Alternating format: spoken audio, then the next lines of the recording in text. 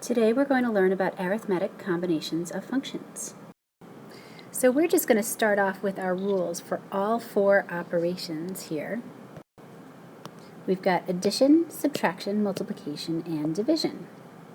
So now we've got f and g are both functions with overlapping domains. We're going to talk more about that momentarily. Then for all x that are common to both domains, all four of these rules are true. So I recommend pausing the video so that you can write all this down, and then we'll take a look at what these mean. So we're going to start with two functions. We've got f of x is 2x plus 1, and let's say that g of x is 3x plus 4. So we've got two functions. If we wanted to find the function that is f plus g, all we need to do is add f of x plus g of x. So that's 2x plus 1 plus 3x plus 4. We're combining like terms, and we'll get 5x plus 5. So this function here is the sum of two functions. And subtraction is going to work similarly. If we wanted to find f minus g, it'll look like this. What we do have to remember with polynomials is to distribute that negative.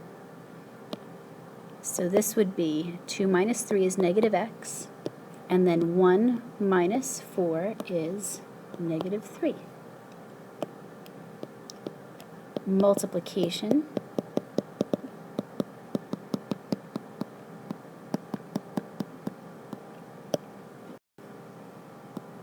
we just multiply.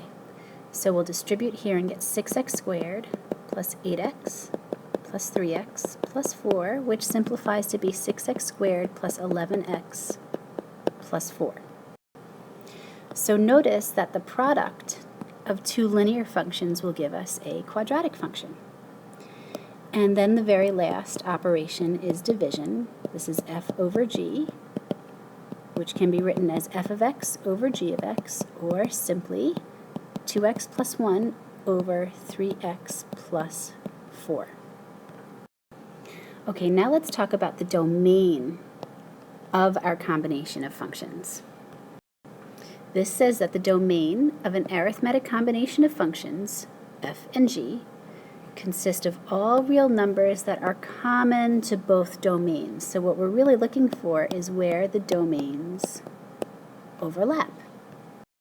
And we do have to remember that with a quotient, that our denominator should not be equal to 0. So for example, let's say that we know that the domain of a function f is negative 3 to 5.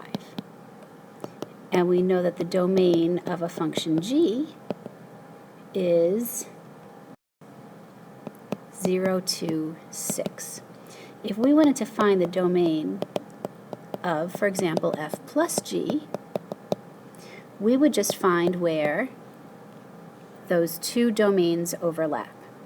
So it might be helpful to draw a number line. We've got negative 3, 0, 5, and 6. So negative 3 to 5 is here, and then 0 to 6 is right here, and this is where they overlap. So the domain of f plus g, of f minus g, and also of f times g is going to be 0 to 5, right where those two domains overlap. Now notice I didn't talk about f over g, and that's only because in this problem they didn't give us enough information. We don't know where the denominator might be equal to 0, so we will look at that in another problem. Now in the previous problem you were given the domain of two functions. If you're given the equations of two functions, you have an additional step, and that's finding the domain. Now you know here that the radicand has to be greater than or equal to 0. So this domain is all x greater than or equal to 2. And here we don't want the denominator to be equal to 0.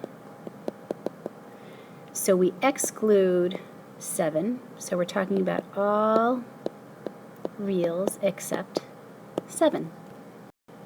So again, we're just going to concentrate on the domains of f plus g, f minus g, and f times g. I promise we'll get to division.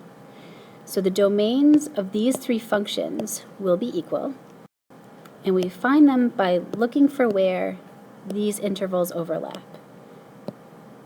So here's our number line, and we've got 2 and 7.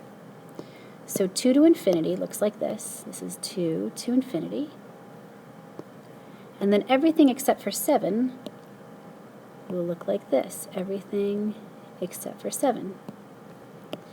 Now they overlap here and then again here. So the domain of these three functions would be from 2 to 7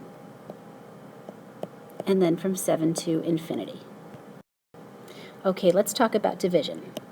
But first we'll find the domain of each of these functions. F of x, we know that that x has to be greater than or equal to 0. Here's the domain of f.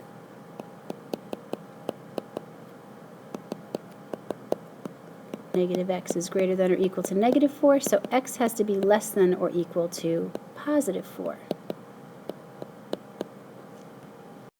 So we'll do the same thing. Let's see where these two overlap. We've got 0 to 4. Everything greater than 0 is here, and everything less than or equal to 4 is here, so we're overlapping in the middle. So our overlap is from 0 to 4. So this would be the domain of f plus g, f minus g, and f times g. But if we want to find the domain of f over g, we can't allow g to ever be equal to 0. We know that g of x is equal to 0 when x is equal to 4. So we take this domain and we exclude 4. So the domain of f over g is going to be from 0 to 4, not including 4. Now what if this was g over f of x? We wanted to find the domain of g over f. Well, we start with this again, except now f cannot be equal to 0. F is equal to 0 when x is 0, so we can't have 0 in the domain. So we copy this, except we exclude 0, so our domain is 0 to 4, including 4. And here's our summary. If you didn't take down the rules before, now would be a good time to pause so that you can copy them from here. And we want to remember that in order to find the domain of an arithmetic combination of functions, we look for where the domains overlap. But we have to take extra care if we're talking about a quotient because our denominator should not be equal to 0.